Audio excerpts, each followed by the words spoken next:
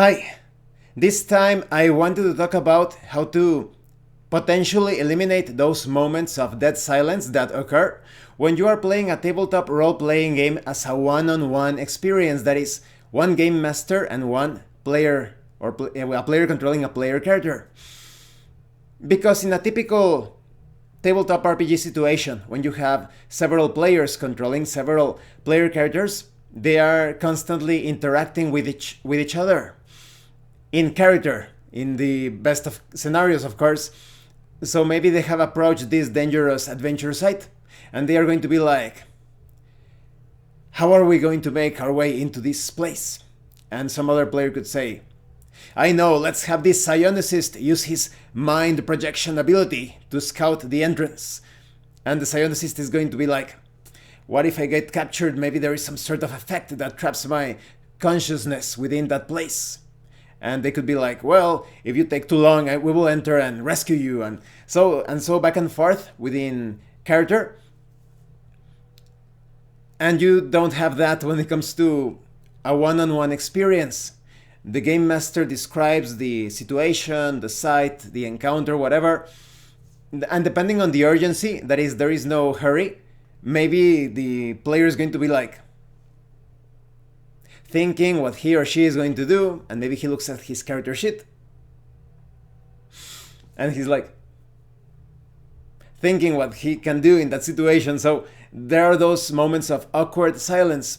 Some people do not like those moments. I personally don't mind them because it gives me a chance and opportunity to go over my notes, check out the different relationships between the factions, the traps that the player could potentially activate, anything within the adventure site, the ecosystem, how the player could affect this or that, the sort of story arcs that could be created, what happens if this player character befriends a non-player character or kills a non-player character.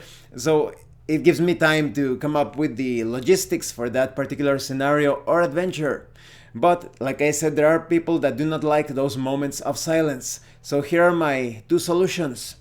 And even if you have background music, yes, it feels like you're in the elevator waiting for your floor to step out of the elevator. So, but here I offer two potential solutions to that. The first one, if the player is controlling several player characters, encourage that player to roleplay, have dialogues between the player characters. It's quite entertaining. As a game master, you will see that you will feel as if the player becomes a game master for a moment, and you see those interactions between the player characters that you would usually expect from non-player characters interacting between each other.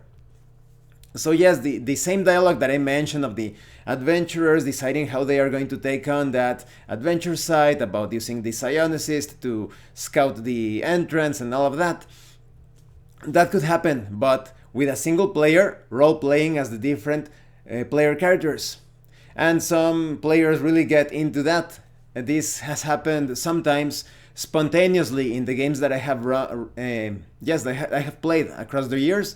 I don't know if in past tense you say run or ran. Remember, Spanish is my native tongue, but the games that I have played, I have to look into that.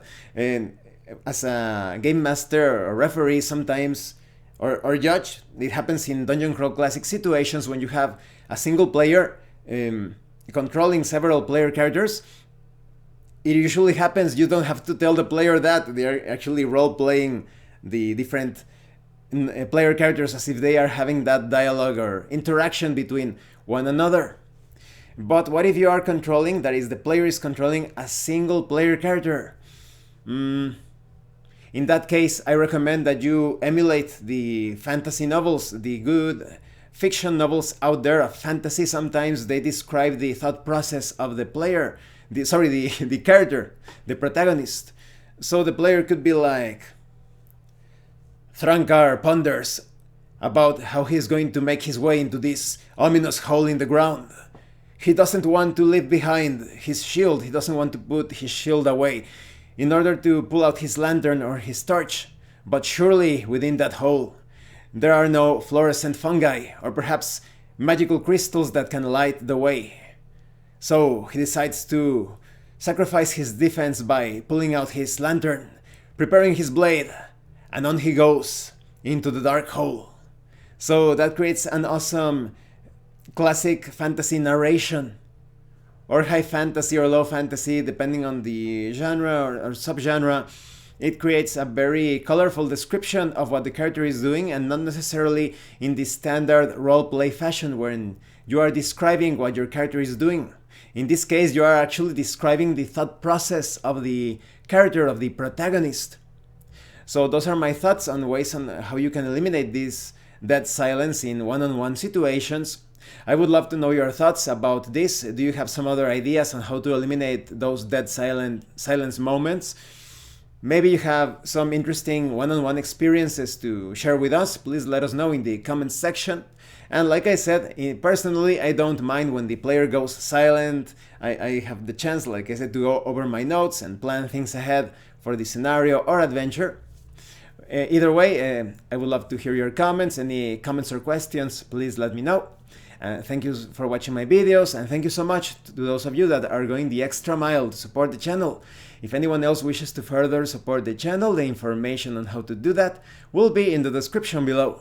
Once again, thank you, and see you later.